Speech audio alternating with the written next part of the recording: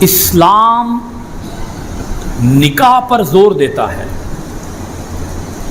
ہمارا دین ہم سے یہ کہتا ہے کہ اولاد کا نکاح جوان ہوتے ہی جلدی کرو، اس میں دیر نہ کرو.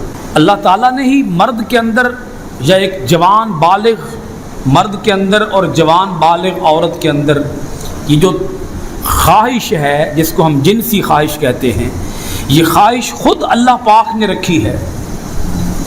اور اس خواہش کا مقصد اور مدعا صرف ایک ہے، وہ ہے افزائش نسل، حضرت آدم علیہ السلام کی اولاد میں اضافہ.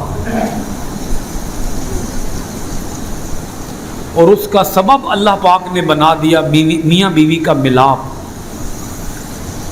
اب میاں بیوی کا جو ملاپ ہے اس کا مقصد ایک تو ہے خواہش کی تسکین، کہ وہ خواہش پوری ہو جائے، انسان کو لذت بھی مل جائے، اس کی خواہش پوری بھی ہو جائے. لیکن اس کے پیچھے جو اصل مقصد اور مدعا ہے وہ ہے اولاد کا حصول. کس کا حصول بولیے؟ اولاد کا حصول. اسلام یہ نہیں کہتا کہ محض لذت حاصل کی جائے، محض لذت، محض اپنی خواہش کی تسکین کی جائے. کیونکہ اگر محض خواہش کی تسکین کی جائے تو اس سے اولاد کا حصول نہیں ہوگا. اگر نری لذت پوری کی جائے، صرف لذت پوری کی جائے، اس سے اولاد کا حصول نہیں ہوگا. مثال کے طور پر حکم دیا گیا کہ عورتیں تمہاری کھیتیاں ہیں، عورتیں تمہاری کھیتیاں ہیں. یہ جو لفظ کھیتی استعمال کیا ہے، کھیتی میں انسان کیا کرنے کے لیے جاتا ہے؟ ذرا سوچیں. زمین کھیتی ہے نا جی، اصل میں تو کھیتی کیا ہے؟ زمین. تو جب انسان اپنی زمین کے اندر جاتا ہے، اپنی کھیتی میں جاتا ہے، تو وہ بیج بو کے آتا ہے، اور اس کا ایک مقصد ہے کہ مجھے زمین سے کیا ملے؟ فصل ملے، پھل ملے، مجھے خوراک ملے، مجھے رزق ملے. یہی مقصد ہے نا جی کھیتی میں جانے کا. ادھر اللہ پاک نے بیوی کو بھی کہا کہ اے مردو، یہ بیوی تمہارے لیے کیا ہے؟ اے خامندو، تمہاری بیویاں تمہارے لیے کھیتیاں ہیں. اپنی کھیتی میں آؤ جیسے تم چاہو.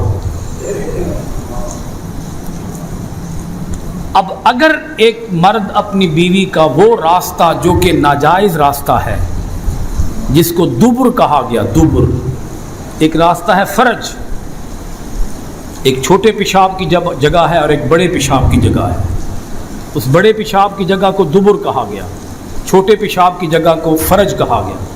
اب اگر وہ فرج کو چھوڑ کر دبر کو استعمال کرے یا اختیار کرے تو اسے اولاد حاصل نہیں ہوگی.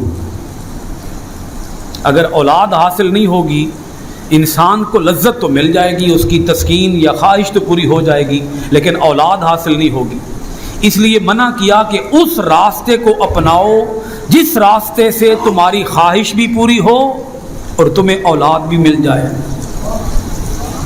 کہا اسے کھیتی سمجھو، اس کھیتی کے اندر تم نے اپنا بیج کاشت کرنا ہے، اور اس کھیتی سے تم نے پھل یعنی کہ اولاد کو حاصل کرنا ہے.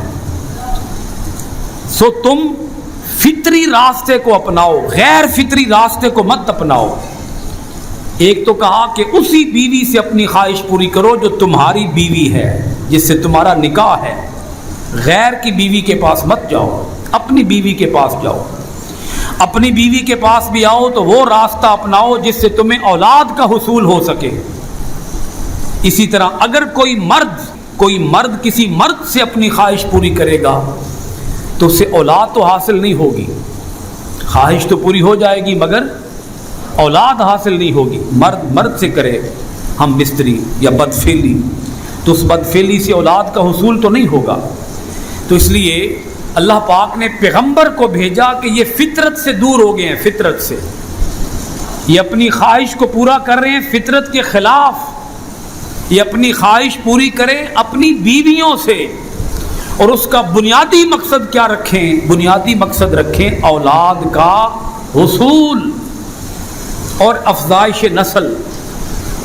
حضرت آدم علیہ السلام کی نسل میں اضافہ، اپنا مقصد اور مدعا وہ رکھیں.